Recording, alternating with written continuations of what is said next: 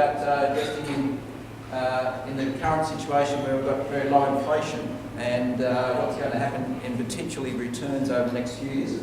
The other key thing we're going to be looking at is how your investments have been going as well. So we'll set it off now and go through things. So the first thing is that we're going to talk today about low inflation, because that's really a big driver in the returns you get on your investments. What people don't remember is that back in the 70s and 80s, when you had 10% inflation, you used to get 10 to 12% probably in the bank, and you're probably borrowing money from the bank about 13 to 14%. Now, inflation was a key driver there because you had to get something better than inflation, otherwise you wouldn't leave money in the bank. So inflation is really a key factor in driving returns. Now, once you have your returns, whether it's bank deposits or government bonds or property or shares, they're really driven or having a foundation being the inflation rate of the time. So we currently experience very low inflation all around the world, not just in Australia. World inflation, in fact, has been dropping since about 1973. We probably remember that most of the 70s and 80s we had very high inflation. Now, we were actually one of the few countries in the world that carried on with high inflation after the world oil shock. So this spike here in world inflation was driven by the fact that the price of oil went from $3 or $4 a US barrel to $12 a barrel, and there was a world that sparked world inflation. There was another spike here in about 81, 82. It was also driven by oil, and that was the time when Russia invaded Afghanistan, and that was causing a little bit of concern at the same time. But over time, over the last 30, 40 years, inflation has been declining around the world. And we were on an aberration during the 70s and 80s where we kept up that 10 to 12% inflation through the 70s and 80s. But by the time we got to the 90s, we started to see some low inflation factor in. And now we're looking at lower inflation. So this is just an interesting look at the last few years, last 3 or 4 years. Inflation was up to 1.17%, down now in December last year, down to 0.2 negative. That is, inflation was going down. Price of goods were getting cheaper than they were in the previous quarter. So over the longer term, the point is that inflation is the foundation for your return. So if your inflation is going down, you just automatically have to expect lower returns. So the normal relationship, you normally get about 2 to 3% above inflation for your term deposits, 3 to 4% for your property investments, that's commercial property, and around 4 to 5% extra on your share portfolio. So these are over a 4 to 5, maybe a 10-year period, you're looking at averages there. So the important point is we've got low inflation going now. And the second thing is we've also hit a negative inflation in December last year. Now, we are very rarely do we ever get negative inflation, but if you go to Japan, they've had that negative inflation for quite a long time, since about 1991. Prices basically haven't gone anywhere since 1991 in Japan, since they've had a what we call a large recession for over 25 to 30 years. So we're not used to negative inflation, and that might have a bit of implications for how you invest and what's going to happen in the future. So what's been happening is inflation's been dropping since the 80s, particularly since about 1991 we had a major recession. If you remember, it was a four-key recession we had to have, and that knocked inflation out of the system. People expected the inflation to continue on at 10%. But this was driven by the fact that every time inflation went up 10%, Bob Hawke would go on to the national wage case and say, oh, everyone needs a 10% pay rise. So the national wage case would say, yes, everyone needs a 10% pay rise, and then that would then go through an economic cycle where wages went up, then prices went up 10%, then wages went up 10%, so it was a cycle of 10% inflation going through the system until that recession. And it was only that recession really knocked inflation out, because at the time, you didn't have wage rises because people were losing their jobs. We had up to about 10-11% unemployment. People would rather have their jobs than rather try and push for a wage rise. And so the consequence of that, people didn't accept big pay rises to keep their jobs. And that knocked the inflation out of the system. And that's where we've been for a long time. So now we're going to another level where we're seeing inflation dropping into negative. So this is just showing you a few examples of what's dropping the prices of things. So women's clothing, audio-visual equipment, electronic equipment, things like TVs and VCRs, going back to VCRs, electronic equipment's really been dropping the price for a long period of time. Cheese is obviously going down, all dairy products, because there's an oversupply of dairy products around the world, ice cream and so forth. Okay, so if we're getting low inflation, what's going to happen? So now we're seeing interest rates on term deposits. As you know, the term deposit rate's about 2.5% on a 12-month term deposit these days. So what we're saying now is that inflation is about 1.5%. You're getting 1% extra for leaving the money in the bank. You're getting about 2.5% in term deposits. Now, the only thing that to remember is that around the world, a lot of places around the world have no inflation at all. So we're around about 1.5. We're actually an aberration to the rest of the world. We're actually got high inflation relative to the rest of the world.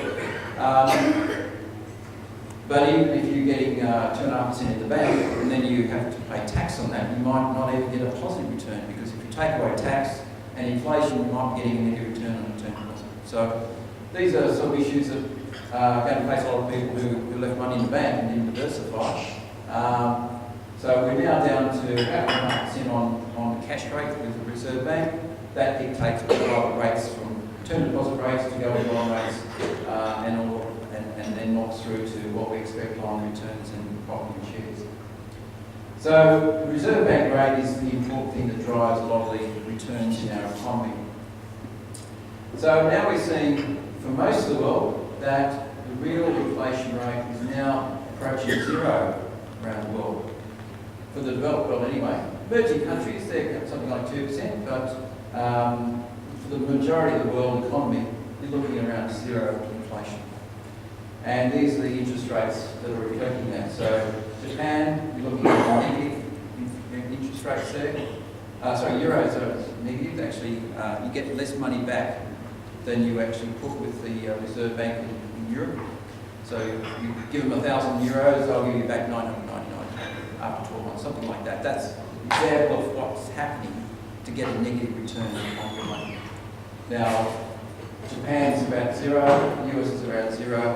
US has just gone back up. They had an interest rate rise December last year, but they're about 0.5% in the US. So low returns are around the world. We're being a little bit insulated from it, because if you look at Australia's interest rates, we're way up here. That's Australia. So we're actually lucky, getting around about 2.5% on term deposits. The rest of the world is either zero or a little bit above zero, and sometimes this is Switzerland, they're getting negative returns. So not happy if you're in Switzerland. So normally you expect, say, commercial property to get around 4 to 6% above inflation, so that means your commercial property returns will decline because inflation's down, and share investments also will pull down their returns as well because it's inflation. So many of the returns, now we're going to have to rely more on returns from the income from investments. So one of the good things about Australia is that we've got very high income from our share portfolios, and currently the share portfolio is giving around 4.6% income. That's the dividends coming out of the share market. So we're not too bad on that front. We're luckier than most other countries. So you can then also get capital gains on your returns. So that's something like 2 to 3%. So that's how you're getting back from a 4% return on income plus another 2 to 3% income on your capital growth over time. So around the 5 to 6% income on your share portfolios. Whereas if you're in the 1970s and 80s, you would expect something like 10 to 15% return on share portfolios per year. So all returns are falling down. Other thing to remember is that the dividends also get a franking credit. These franking credits also get a refund for you if you're in a tax haven, like allocated pensions or super, and that can also add an extra return onto your investments. So we're paying out about 70% of the actual profits from companies, and then that's coming back to you as a dividend, and there's also the franking credit. So this is to give you an idea that we're actually looking pretty good in Australia, around 4.6% dividend, and looking at compared to government bonds, around 2.5 to 2%. Looking here at Switzerland, negative. We're looking the government bond rates here, we're looking pretty good compared to the rest of the world. On two fronts. One is the return on the government bonds are pretty good, and the second thing, returns on shares as your profits are pretty good as well. Then your payout ratio. So this is saying that in Australia we pay out 70% of the dividends. So you're getting a lot of the dividends coming to you in your pocket. It's not being retained by the companies. And again, we're looking good, the rest of the world being around 70% of your dividends coming back to you. Most other countries are a lot less than that, 40, 50%. Something like in Japan, they're only paying 30% of dividends back.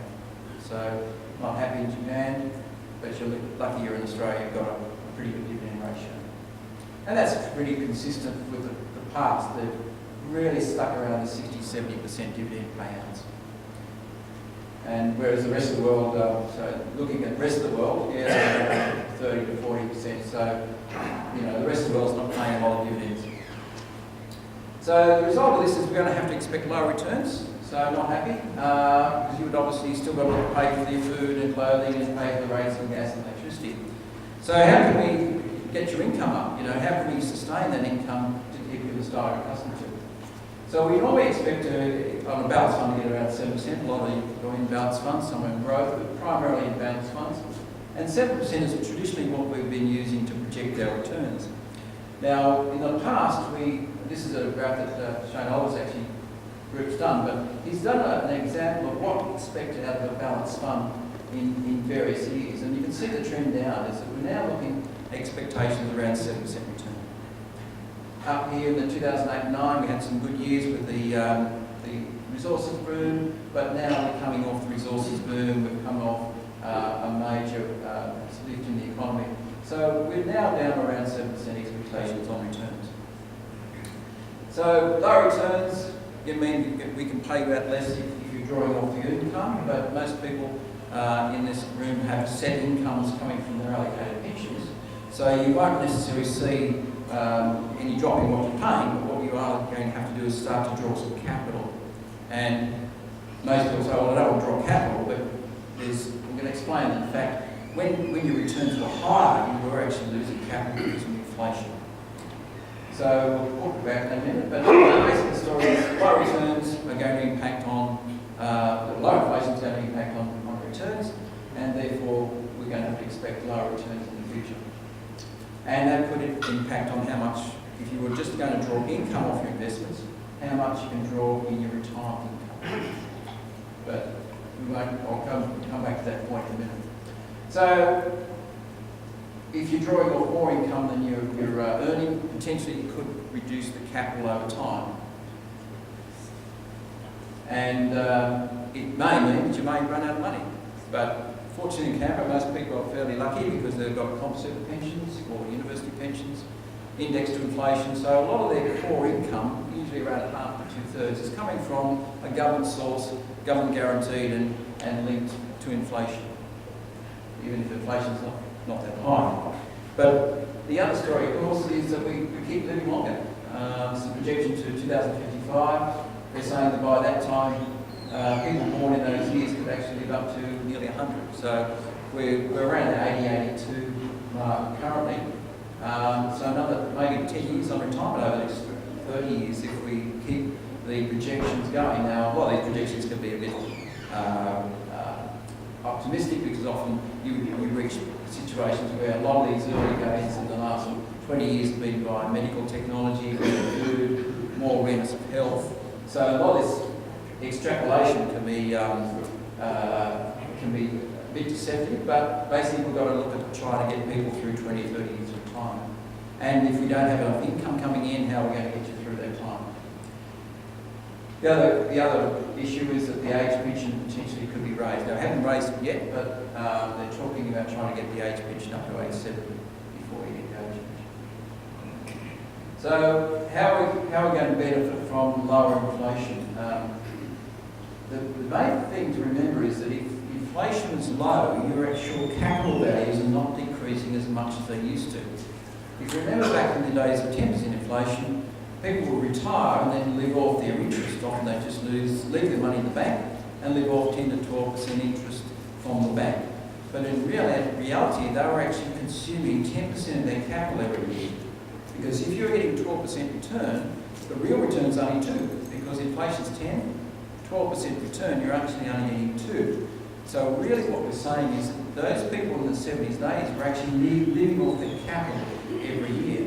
And if you take a compound inflation rate of 10% a year for 10 years, your capital declines by about 2/3. It doesn't go to zero.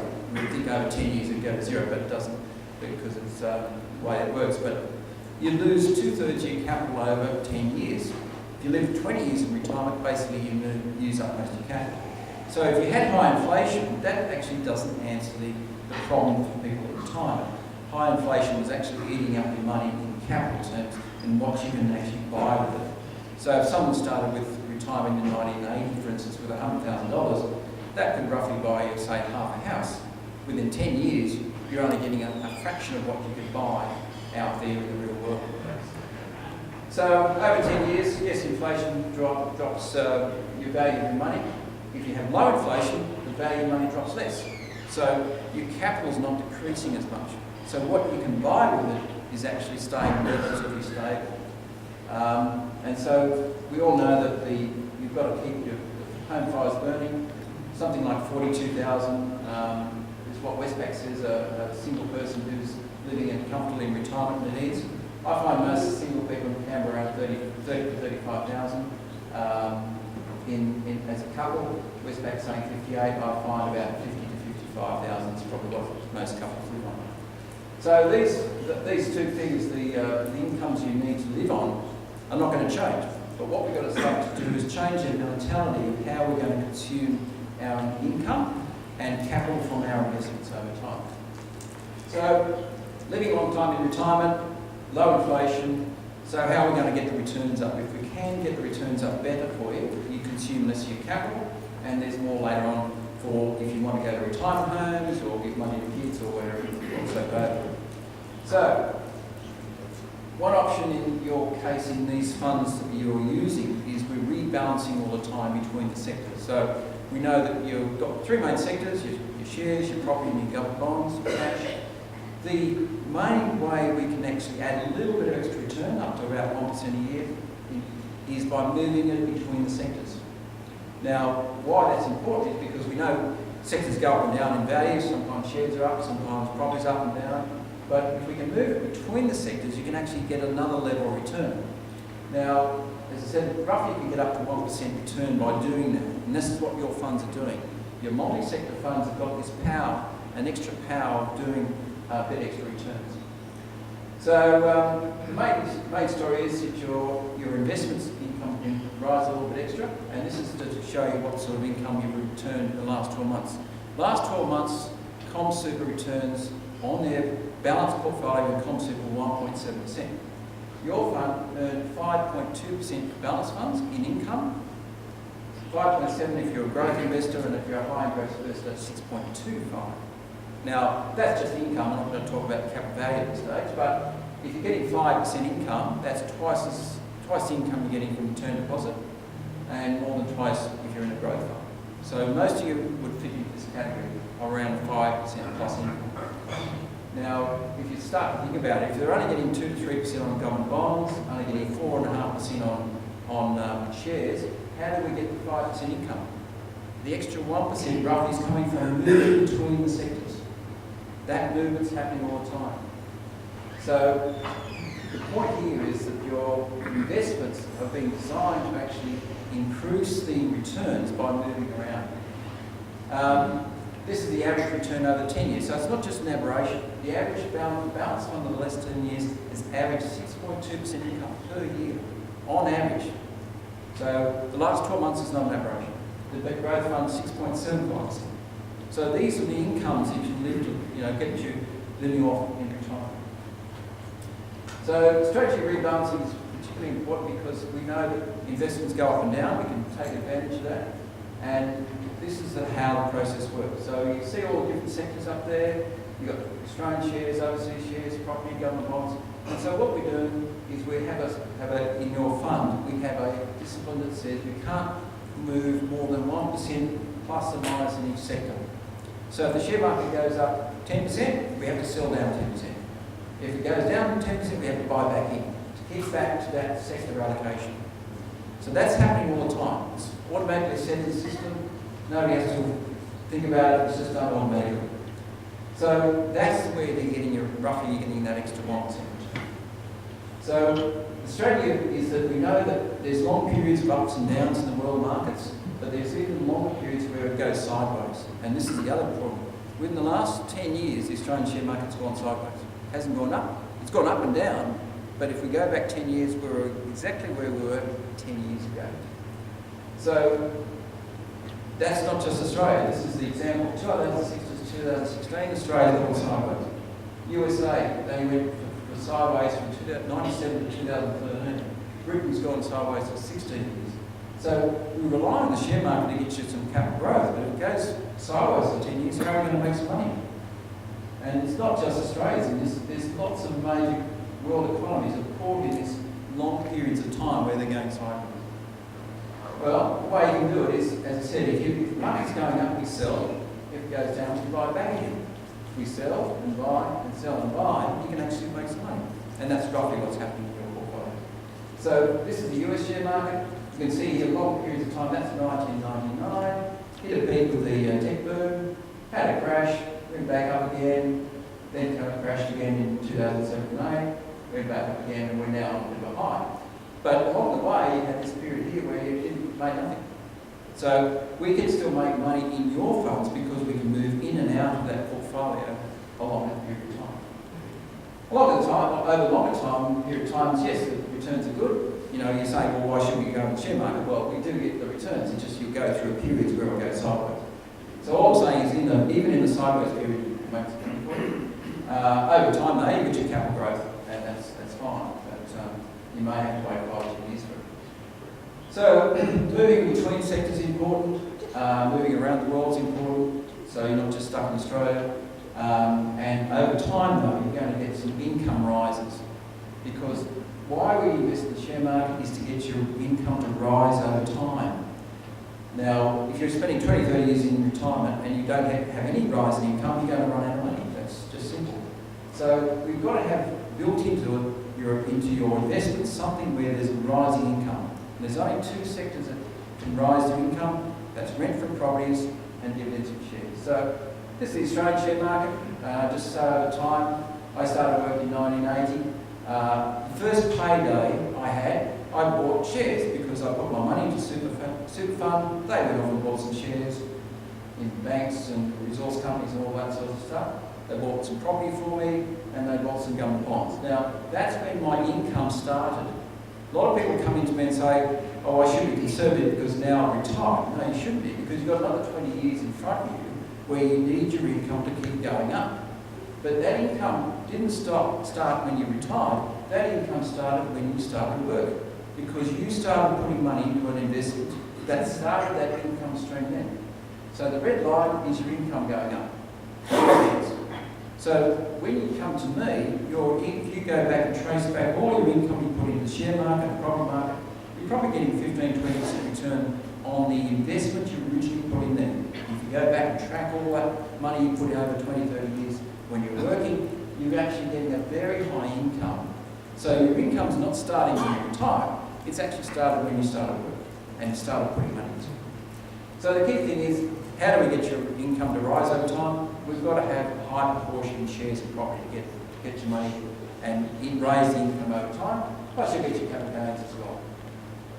So even though interest rates have been low for the last 150 years, that's pretty much low rates of return, we still have some of the highest interest rates in the world, so that's the positive. Many countries still have negative rates, so we're lucky we don't have negative rates. And this is to give you an idea, we were one of the few countries in the world where we're getting positive rates. About half the world is not getting positive rates. So if we do go into inflation, to negative inflation, what would happen? I mean, that's one scenario. I don't think it'll happen, but you've got to remember that if interest rates go down to 0, it might be that we're in negative inflation. And inflation, if it's negative, you still get a negative return, on your investments, and this is what's happening in Switzerland and countries like that, if you're getting a negative inflation rate of say negative 2%, and they only give you 1% of your money back after 12 months, you're still getting a real return of 1%.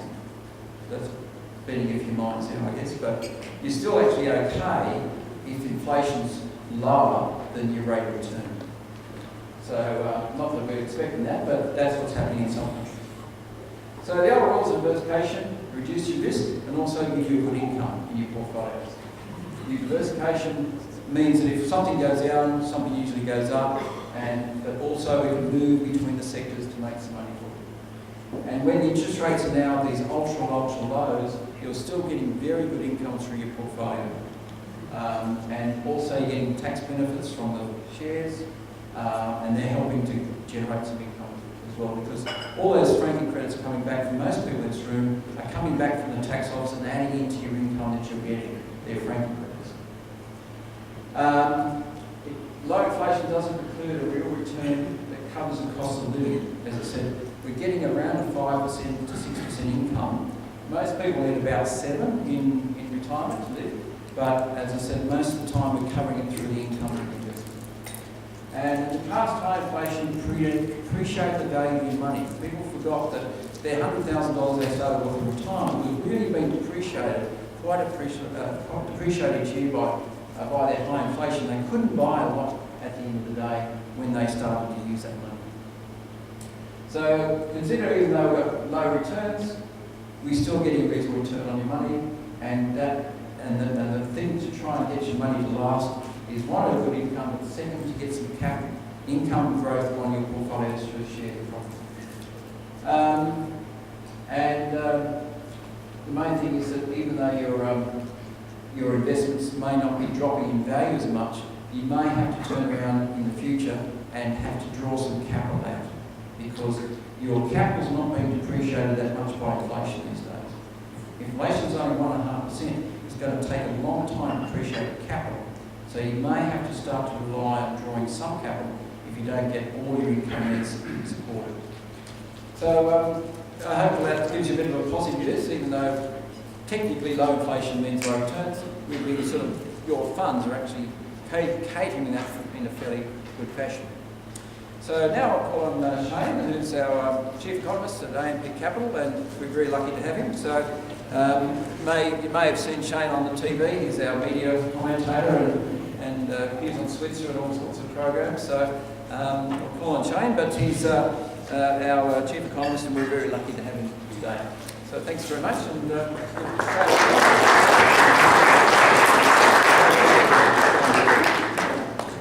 Okay, thanks Russell, and thanks for coming along today. It's almost a year since I was last year in the same venue. So it's great to be back here in Canberra.